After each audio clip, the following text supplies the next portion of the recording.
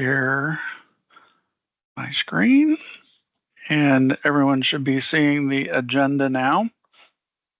Welcome to the January 2025 Accounts Receivable Core Committee. My name is Gerald Floyd. I'm the Swarm Coordinator here at DAS. So welcome.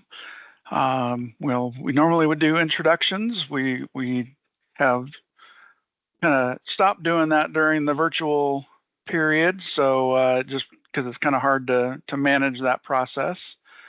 I am in a room in our new building here at DAS West, the executive building. It does not have all the fancy technical equipment in it, so I'm just on my laptop here. So as I'm sharing my screen, I may not see, like if you do the little raised hand deal in Teams, I may not see that. So please, at any time, if I'm just kind of going along, feel free to unmute and ask a question. Happy to have that as we go along. So with that, we will jump into our agenda. First up is Swarm announcements. Just a reminder, no, I sent an email about it, but the Q2 ARPM reports are due by January 31st for those agencies subject to the Oregon Accounting Manual. Seems like whenever I put out those messages, there's always some question about who's subject and who's not. And it's like, if you haven't done it in the past, you're not required to all of a sudden. It's just our normal group reminders to everyone. So thank you for those of you that have already submitted your reports. I definitely appreciate you getting them in early. But for the rest of you, got about 10 more days. So hope to see those from you soon. Any questions? Pretty standard stuff. Okay, next on our agenda, Senate Bill 1595 in the 2024 session modified the minimum wage exemptions for garnishments, and effective January 1, that minimum amount for weekly wages went up from $254 to $305, and from $1,090 per month to $1,309. That will change again in July of 2025. This was kind of the way that this was laid out in that Senate bill, and wanted to share with you. See if I get the right screen up here. So the Department of Justice has model garnishment related forms that you can see here. I will put the link to this in the minutes. So if it's a county tax, state tax, debts other than state tax, which would probably apply to most of your agencies, special notice of garnishments, and then garnishments related to child support. Obviously, that would be DOJ. But basically, these are the various forms for notices, garnishee response, and then these wage calculation exemptions. And what now is, and this was just recently updated by DOJ, so now it has the various dates in it. And so now you can see the 305 for the weekly wages payable on or after January 1, 2025 and before July 1, 2025. So just wanted to remind everyone that if you are issuing garnishments, either because your agency has warrant authority, non-tax related, there are separate forms for taxes. But for any other non-tax debts, this would be the form to use. Make sure you're using the updated forms off that DOJ site. So this would apply to any agency that has, for example, administrative orders such as civil penalties, and those penalties have been recorded with the county clerk. the recording of that gives the agency the authority to then issue a garnishment. So if you are doing that, these are the forms that you need to issue or submit with your garnishment to collect on that debt.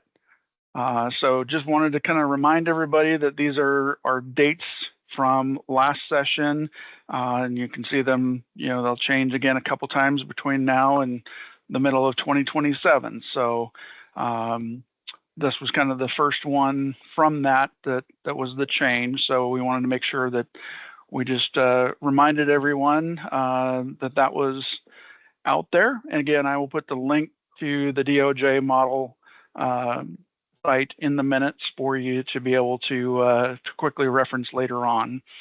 Any questions on the minimum wage exemption?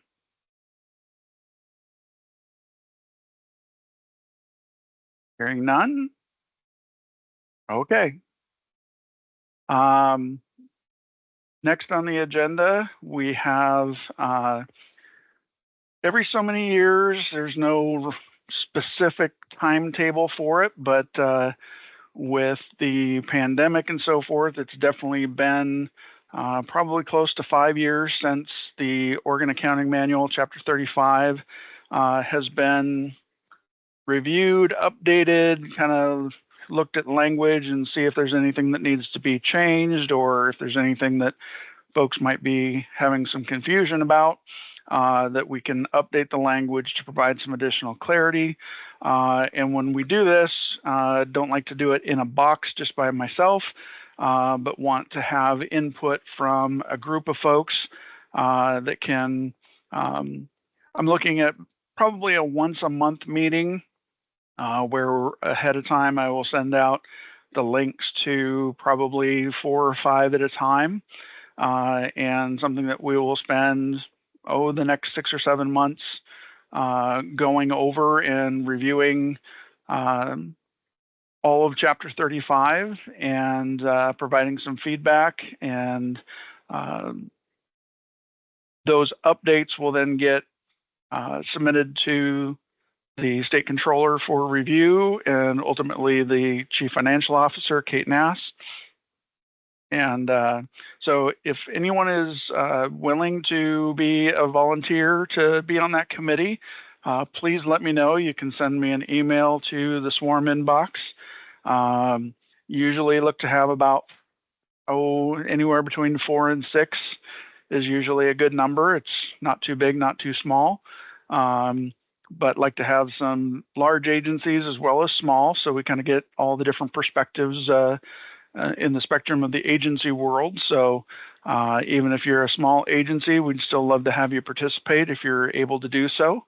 Again, I'm looking at probably once a month, probably about an hour at a time for roughly about 6, maybe 7 months, depending on how many we get through each time.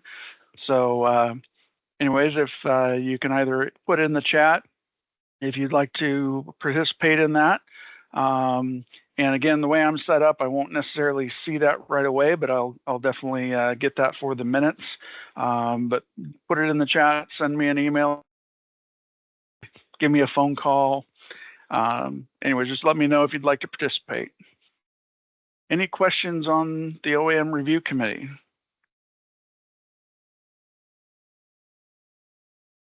Working? Gerald? Okay. Yes. Gerald, can you hear me? Yeah. Okay, this is Lisa at Aviation. Oh my gosh, I just missed what my question was. Sorry, I'm actually sick right now, so I'm not remembering very well. Oh, how long? So you said it, but I guess I missed it. How long does this review take place? Is it over a couple of months? I'm guessing that it'll probably be over the course of about anywhere from 5 to 7 months, depending on how many policies we get through in a 1-hour session. Some are very short, some are more lengthy than the rest. So it'll just kind of vary, but I don't want to try and overload too many for a 1-hour session, but try to break it down. That's why I'm guessing it'll ballpark about 6 months one meeting a month, 1 hour, so about 6 hours total. Okay, thank you very much. Yep. Any other questions on that? Okay. Legislative session today was the official first day of, I guess, the legislature meeting for the 2025 session. And I don't know how many of you are involved in reviewing bills and tracking legislation. This year, I believe there was right at or close to 3,000 bills that were submitted by legislature and various committees and so forth. I have looked through those and have kind of come up with a list based on the bill title or the bill summary that Swarm is tracking for a variety of reasons, and we'll kind of go through these here briefly. Some of these are agency specific, but the title is something that is, could impact either reporting or things like that. So we're kind of tracking to see where is the temperature of the legislature going in relation to various topics associated with accounts receivable management, collections, et cetera. So first, kind of broke these out into enterprise-related bills. Senate Bill 105 related to tax compliance for public contracts. There's two of those that actually have basically say the same thing. House Bill 2084 also requires public contractors to demonstrate and maintain tax compliance. This will obviously impact any public contracting agency, and your procurement departments. We look at it because this is, currently from a procurement perspective, they require contractors to sign a self-certification form, but we still have what we call vendor coordination or the DOR garnishment process, that if a vendor is an SFMA or for ODOT within teams, those vendors are flagged. In SFMA, they're deactivated with a notice to contact DOR. There's a process by where that then has DOR issue a garnishment for that tax-related debt. That money is redirected to DOR under that garnishment. This would definitely impact that process because if the vendor is now maintaining a tax compliance, we would see those numbers going down. So that's a good thing, vendors in tax compliance. But it definitely could impact a process that DAS is currently overseeing as it relates to the SFMA vendor payments. SB 800 is similar. It expands provisions requiring tax compliance to receive a license for to conduct business, a trade or profession, or entering into a contract. Again, this is one of the things that I've learned over the years in monitoring bills is you'll find there could be 3 or 4 bills that kind of all do the same thing, and sometimes multiple move, and other times they kind of identify it and only one will move. So they're on this list until we see that something's not going to happen with it. When the first chamber deadline, I believe, is mid-April. If it's not been scheduled for a public hearing by that date, then it would die in the first chamber. So we'll continue to monitor these just to see what's going on with them until that point, or if they move all the way through the full session. House Bill 2962, we just talked about how the Senate Bill 1595 has updated the minimum wage exemption calculations. This is an update to the calculation of what is minimum wage rates, and would set a new process for establishing minimum wage in the state of Oregon beginning in July of 2026, and kind of tying that now to a different number than, what is considered, I forget what the current one is, but the new model would be looking at the consumer price index and going up $2 an hour every year, so long as it doesn't exceed a 30% of the HUD average rental price for the geographical area. So it's kind of a little bit more of a complicated method than what there is today, but it would increase the minimum wage for Oregon, which is obviously then going to impact those minimum wage calculations. So the next on our list is Senate Bill 663. This was an interesting one. It prohibits state agencies from charging fees.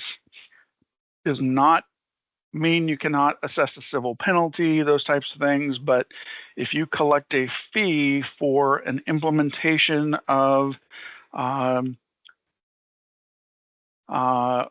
then you would not be allowed to charge that fee. And for those of you that have been around the legislative process for a while, you know that sometimes things get introduced and there is a very, very low likelihood that they would actually get heard in committee. But again, until we kind of see that, we're just kind of tracking these and seeing where things go. Senate Bill 665 requires public bodies to transfer monies deriving from certain fines and civil penalties to the general fund for general governmental purposes. If you are an agency that issues a civil penalty and that statute says that the penalty goes into the agency other fund for operations of the agency, this basically says, notwithstanding that, the money now goes to the general fund. So it changes where the money ends up going, which is certainly going to have a downstream impact on agency budgeting processes, things like that. So we're kind of tracking that as an enterprise impacting bill. Let's see. So next we have our agency-specific bills. First up, DCBS. There's two that are basically the same thing. Senate Bill 248 and House Bill 2612 requires DCBS to study liens. And again, for those of you that understand the bill writing process, this is a placeholder bill because it talks about a study. But because the relating clause is to liens, obviously from an accounts receivable debt collections perspective, we're monitoring this to see what is it that they're possibly going to gut and stuff this bill with that could be related to liens that may not actually be directly at DCBS, but it's could be something that impacts the enterprise. So we're monitoring that bill. House Bill 3188 directs DCBS to establish a program to guarantee against losses in mortgage loans that are extended to first-time home buyers. This is one that I put on here, I will admit, is a little bit more of my own interest just in my history of working with housing and how they had a low-income rental guarantee process where if somebody damaged, say, an apartment where they were receiving some low-income assistance, the landlord would be made whole by housing, and then they would go after the collection of that from the renter. That then got updated so that there was no repercussions to the renter, but there was still a guarantee to the landlord. This sounds like it's something similar, so we're just kind of seeing how this would end up being something similar to that program. Next up, employment. There is couple of bills related to paid family leave. One would repeal paid family leave and medical leave insurance altogether, and the other authorizes the employment department to compromise or adjust certain debts and overpayments under the paid leave medical program. Basically, they're trying to be able to handle that program in the same manner that they do certain debts and overpayments under the unemployment insurance program. So again, because this could affect some reporting, we're monitoring it just to see where things go. Next up is judicial. Here again is another placeholder bill to study simplifying the probate proceedings. Obviously, probate can have an impact on debt collections. So, from a deceased debtor. So we want to kind of see where this goes. And the next few here, we've got housing. House Bill 2968 requires the Housing and Community Services Department to guarantee the housing developers' payment of system development charges if the local government has agreed to defer those charges until after occupancy. So it's kind of similar to the one above here under the DCBS program for guaranteeing the mortgages. This is kind of similar, but it's guaranteeing to the local government that they will be able to collect on those system development charges, even if the developer doesn't meet their criteria or pay after the development is completed. Next up, Senate Bill 18 for Secretary of State increases criminal and civil penalties for subsequent and intentional violations of specific election laws. Again, because this is impacting civil penalties, this could change how, or impact the reporting values for an agency. So we're monitoring that bill. Doesn't have a direct impact on other agencies.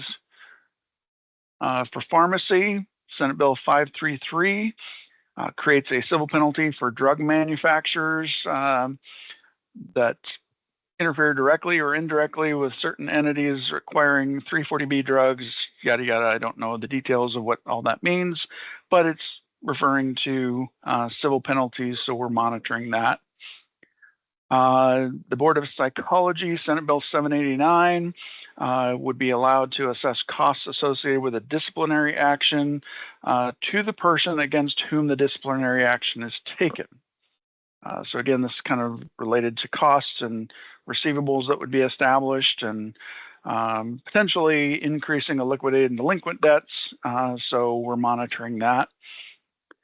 Teachers' standards and practices, Senate Bill 804 would authorize them to impose civil penalties or order payment of the cost of disciplinary proceedings, so similar to Board of Psychology. Next up, the Department of Agriculture, Senate Bill 832. That would make certain changes related to civil penalties for violations associated with disease control. And then our last few here, the Oregon Racing Commission, Senate Bill 854 would authorize that commission to impose civil penalties for certain violations of animal racing law, while Senate Bill 855 would require the commission to adopt rules establishing civil penalties for violations associated with race meets. So similar, but a little bit different from each other. And then finally, the State Fire Marshal, Senate Bill 863, would authorize them to seek cost recovery for, looks like I need to, for the actual cost of fire abatement. So those are, again, some of the enterprise and agency specific bills, most of them associated with some form of fee, penalty, change that would impact their reporting. So as we went through, we just kind of put those on this list and we will track the status regularly as we go and see, as things come up for public hearings and work sessions, we'll kind of see how it moves along through the process.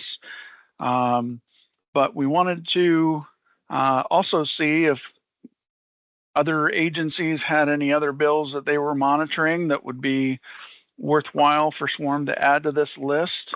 Again, when you're going through 3,000 bills, you sometimes get a little bit cross-eyed, and I certainly could have missed some, but that's what we found through our initial review. So anybody know of any bills that they're monitoring that I didn't mention on that list?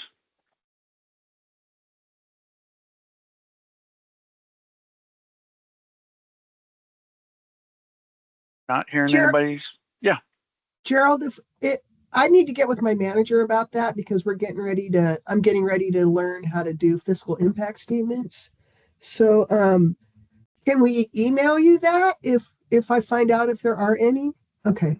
Absolutely. That was going to be my next statement was, if at some point you find a bill that either your agency is tracking because it's associated with some form of modifying accounts receivable management, increasing a fee, eliminating a fee, any of those types of things, please let me know so that we can add that to our list and track that along with you as the agency and your direct impacts. But it helps us to kind of see all these things and again look at what the temperature of the legislature and where it is they might be going as a whole. Are they trying to eliminate something? Are they trying to increase something? Those types of things is helpful to kind of see all of those different agency specific things, but gives us an idea of what may be coming down the road. So absolutely send me an email, give me a call. Any of those things would be greatly appreciated. Any other questions? Okay. Next up on the agenda, we have on our Swarm website, we have an AR contacts list. And let me get to the right page here. So here is our Swarm website. And again, I will put this in the minutes. And on this page, we have this Swarm contact list by agency. And it, for each agency, will give you the agency contact associated with their accounts receivable. It tells you who the Swarm contact is, which used to be more important when we had multiple folks here at Swarm. Now my name is across the board, but the report is built the way it is. So my name shows up on every agency now. What we would ask is for you to go and review your agency and make sure that the names that are listed here are still correct. If there are any updates that need to be made, please email me at the Swarm email address so that I can make the updates to our database. And, periodically, you can see down in the bottom here, this was last updated on January 9th. So when you come in here, you can see, if you email me on one day and come look 2 days later, and you see that it hasn't been changed, it's probably because this has not been refreshed. This is kind of a manual process to push out that new report. And we kind of only do that when we know that there's been enough change to warrant a re-upload of that report. So again, just please go find your agency, do a quick review, make sure those names are still correct. I know that there's always a little bit of musical chairs going on with folks coming in, going out, moving to other agencies, etc. It's just a good opportunity for us to kind of touch base and make sure that this is still a current list for agency contacts. Any questions on that?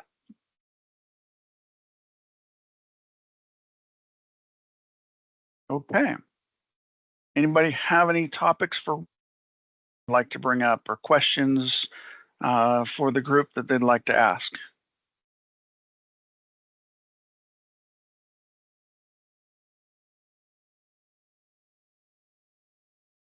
Don't everybody speak all at once now. Okay, hearing none. Our next meeting will be on March 18th at 2 p.m. Via Teams. It's probably be looking at scheduling one of the conference rooms here at the DAS Executive Building. For those of you that are familiar with that building, we have what used to be conference rooms A and B. They're now called the Vintage Conference Rooms. And so what we're maybe looking at doing, because there's now the technology in that room where we can invite the room and have the camera show all the participants in the room. We may be looking at, while still providing this as a Microsoft Teams meeting, but also scheduling one of those rooms so that those of you that are from the Salem area and want to come over and meet in person, that we would be able to offer that as well. So once I get that kind of logistically ironed out, I will certainly let the group know once that option is available to meet in person and where we will be meeting. So just wanted to let you know that's kind of on the horizon for future ARC meetings now that the exec building is back open. So last chance, any last minute questions? Going. Okay, then we are adjourned for today. Thank you for coming, and hope to see you guys again in March. Thanks, Gerald. Thank you. Thank you. Thank you. Thank you. Thanks, Gerald. Yep, thank you. Thank you.